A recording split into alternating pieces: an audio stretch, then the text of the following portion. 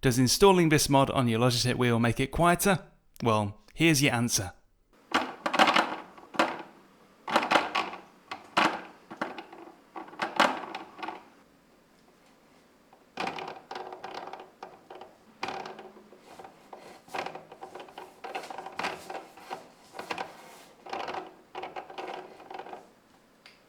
What you're looking at here is a mod for the Logitech G25 right through to the G923, said to upgrade the chassis to reduce the clunking and clattering these wheels are well known for, as well as reportedly firming things up a bit. Does it work? How complicated is it to install, and is it worth it? This chassis plate is made from machined aluminium with a pretty clean finish. It cost me around 35 quid including shipping from AliExpress. You'll find the link for it in the video description below. It's my first ever order from AliExpress. I used PayPal and it was pretty painless. Order to delivery was 12 calendar days, no complaints really. Installation is pretty involved. You're going to need to dismantle your Logitech wheel almost down to the bone. It will take you between 1 to 2 hours and requires care to keep track of everything you've unscrewed and unplugged along the way. It also doesn't come with instructions. If you happen to know where to find official instructions for this, stick it in the comments. Whilst I managed okay without, I had to rely on intuition and experience for the most part. What I'm trying to say is that if you haven't got a track record of taking stuff apart and putting things back together successfully, enlist someone's help who has. Take photos on your phone as you go so you know how things go back together, be organised with your screws and bolts, and most of all, take it steady. What follows are absolutely not instructions, just a recap of the process I personally took to install it, completely following my nose. Remember that anything you do to your Logitech wheel is your responsibility and may void your warranty. You've been warned and the risk is entirely on you. So, to start with, you have to undo the 6 hex screws on the wheel face, undo all the small screws on the back of the wheel plate and also the 2 L3 and R3 buttons.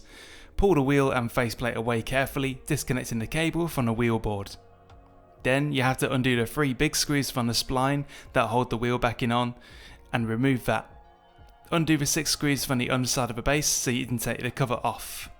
Now you can see the plastic chassis structure that the new part is going to replace. Undo the 4 screws holding the main circuit board down and disconnect the 3 plugs that go to the motors, leave the rest as they are.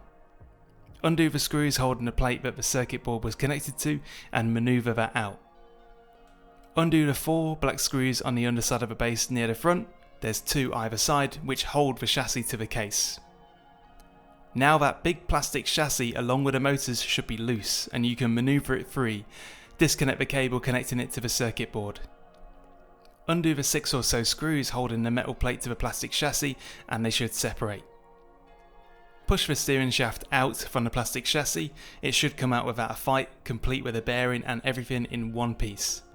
There are 2 white plastic pieces with springs underneath them. You don't need to transfer these over to the new chassis, but don't lose them. Keep them with the old chassis in case you ever need to put things back to original. Insert the steering shaft into the new chassis and attach it all to the motor plate using the new screws that came with the new part. The new chassis comes with 2 ballpoint grub screws that are tightened up with the supplied hex key. These seem to be there to hold the 2 motor ends steady and apply pressure.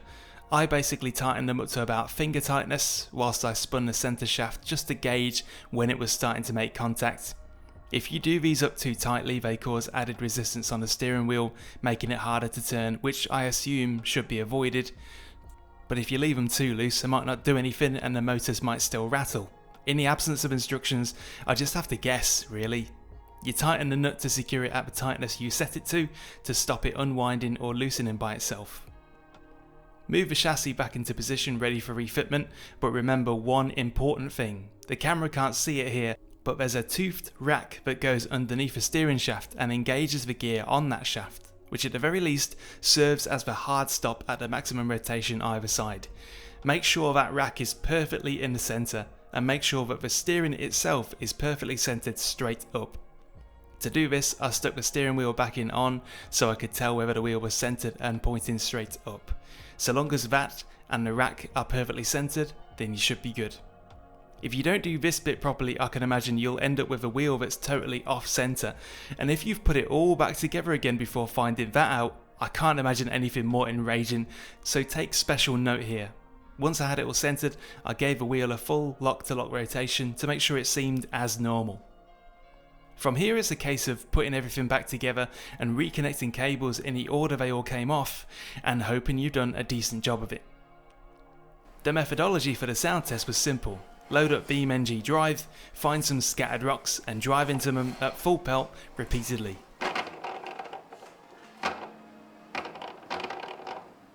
This works a charm for shocking and jarring the G923 into making that horrible clacking noise it and its predecessors are well known for.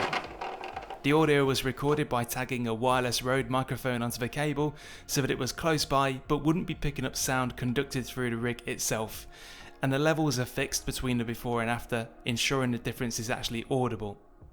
Here's the extended version of that sound comparison you saw at the beginning, and the results are pretty clear.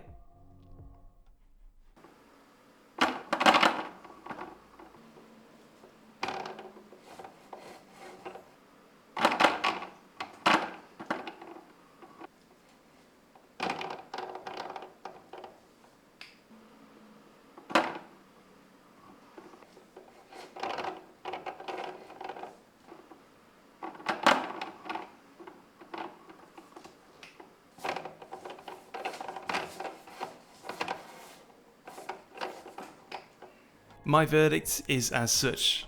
My G923 is still relatively noisy and does still clack and clunk.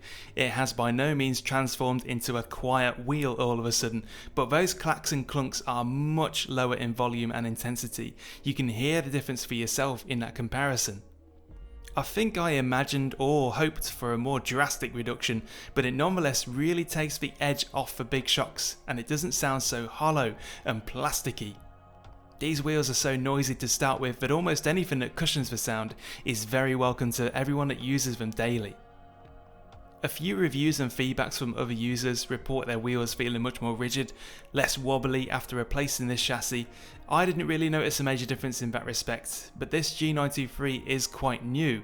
It's fresh as a daisy. It's had up to 50 hours use. That's nothing compared to what my previous Logitech wheels had racked up, and probably nothing compared to what some of you are using as well. For those with knackered, well-used Logitech wheels that are maybe much wobblier, I could see how such an upgrade might have more benefit, so I am aware that maybe I'm not seeing the full picture by upgrading this spring chicken, not to mention those for whom that plastic chassis has outright cracked or failed. Replacing it with something better is a no-brainer. That's where you guys come in, so if you've done this upgrade or you decide to do it as a result of seeing it here, let me know how much benefit you get from it. Your opinions and experiences are really important here and so valuable. Personally, was it worth it for £35-ish and about an hour or so to install? I reckon so. It does give me a bit of satisfaction knowing that there's an aluminium chassis inside rather than a plastic one. Although it's still a loud wheel relatively speaking, there's no question that it reduces the noise, and any improvement is welcome if you're using this wheel a lot. The installation is not exactly beginner friendly and assumes you kinda know what you're doing, but it all went without a hitch. This is a mod that you wouldn't know exists until you see it, but when you do, you can't help but be intrigued. Details are in the description as to where to get one. I may also update the description if an instruction manual surfaces, or with any extra follow-up information that may be helpful. Let me know if you've got any questions or comments at all, and thanks very much for watching. Cheers again.